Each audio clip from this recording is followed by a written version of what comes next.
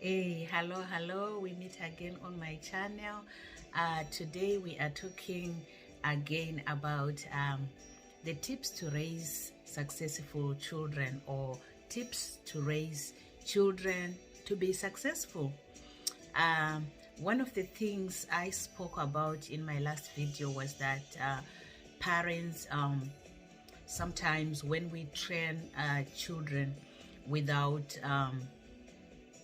putting our thoughts to it, what we are doing really, we tend to train our children to be able to be useful in the house, to be able to be useful in the house, to be able to cook, to be able to sweep the house, to be able to, do what we tell them to do. But let me tell you something, parents or parents to be, when you have your children and you are training them, remember, you are training these children for the future. You are training them. You want them to grow up to be responsible adults. That is the whole point. Train your child to be a responsible adult, because they are not going to be to remain a child for very long. Most of their time they are going to spend most of their life as adults. So that's what we want to train our children to be responsible adults, and so that when they grow up and they are in the community, they are respectable or respected members of the community, because they are men and women of integrity. So one of the things I also spoke in the last video was that you should train these children to be finishers, to know that whatever task they start, they should finish, and also not just to finish, but also to finish timely. So that means we have to be watchful of procrastination. So we want to encourage our children to do what needs to be done in time. And you can also reward them. You can also give them a little motivation to encourage them to finish their tasks in time, whether it's homework, whether it's a goal that you set for them or they set for themselves at home. So that was one of the things we spoke about. And also the other thing was that they need to know that failing is not so bad. Failing is not so bad, and it's not uncommon, but it's part of the process. So whatever you are doing, if you have set yourself a goal, or set your child a goal, or they set themselves a goal, and they in the process fail to achieve, what that just means is they have to reflect, they have to learn through the process. Where did I go wrong? What could I have done better to achieve better results, or to accomplish this goal the way I had set it?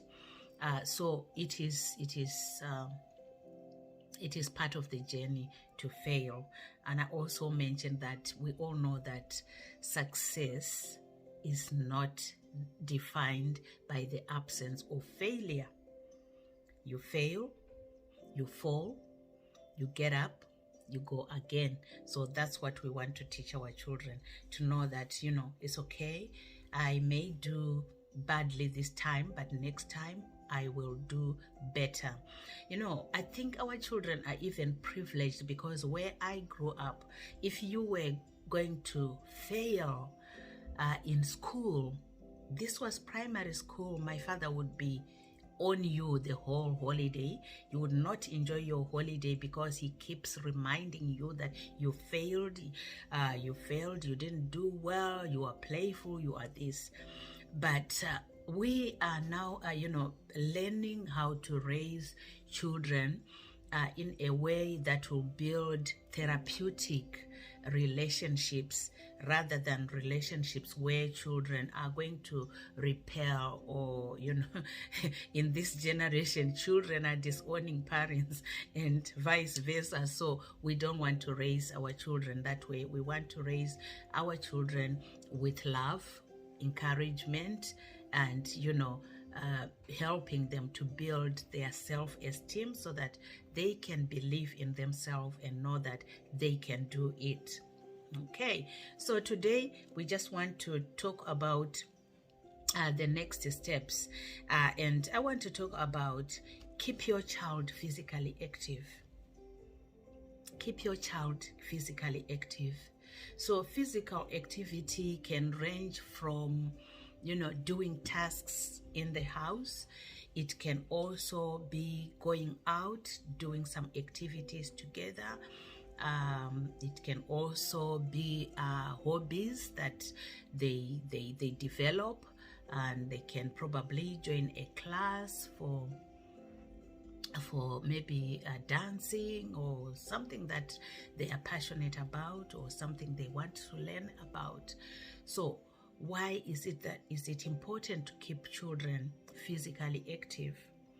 In this generation, we know that obesity, is one of the public health concerns. Child obesity is one of the public health concerns these days, because children sometimes they don't eat at home.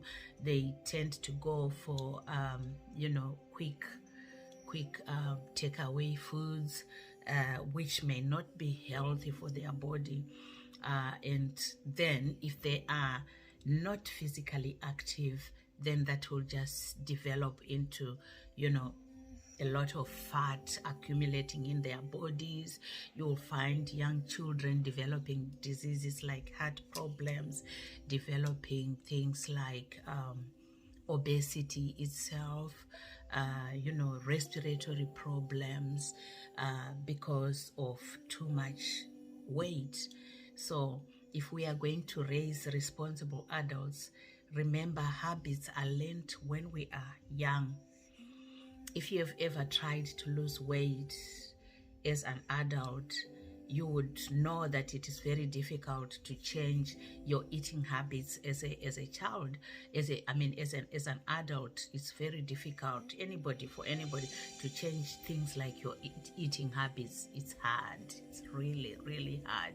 So why should we make it hard if we can train them young and they can be able to value some of these things? So I just want for parents to understand that, these things, we can also have discussions. We can talk to them so that they understand. I know, thank God, in this generation, children will be taught even in school about some of these things. But let me tell you something. If they are taught in school and at home, parents are not reinforcing this information and this education, all this education can just go to waste. So whatever they are being taught, if they are being taught about good healthy habits at school, then we should also reinforce those things at home. So physical activity is very important. And also, the other thing, whilst we are on physical activity, we cannot ignore the diet aspect of things. I think, and I wish, I think it is very important. It is actually very important that we train our children the importance of a good diet. The importance of a good diet. What do I mean by a good diet? I'm talking about low-fat diet. I'm talking about the importance of protein in their body. I'm talking about the importance of vitamins, minerals, all those things, the dangers of some of the things. Why is it not good for us to eat too much starch? Why is it not good?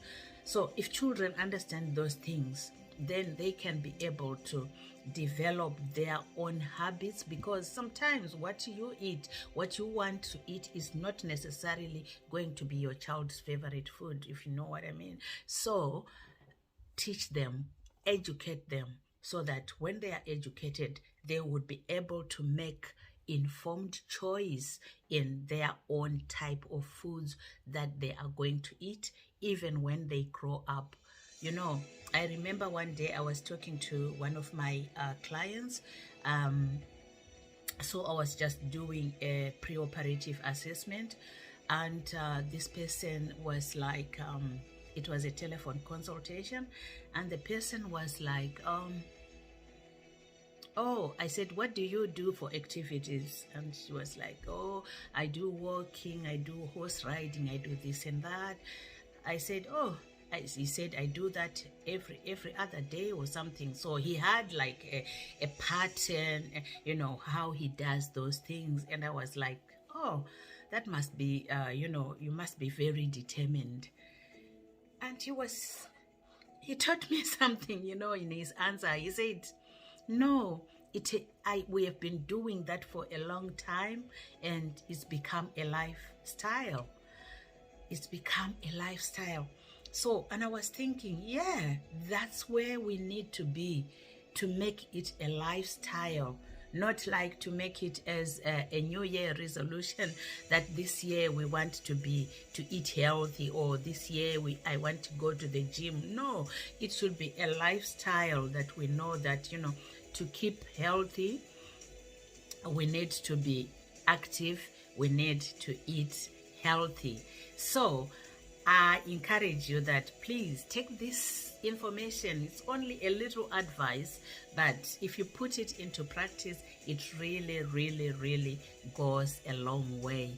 So train up your child to be successful and to be responsible. So teach them to be healthy, to be active, and not to be lazy. Remember, lazy people cannot achieve anything because you waste a lot of time, maybe sitting down, which will affect your health again. So train your child to be successful and also to live a healthy life.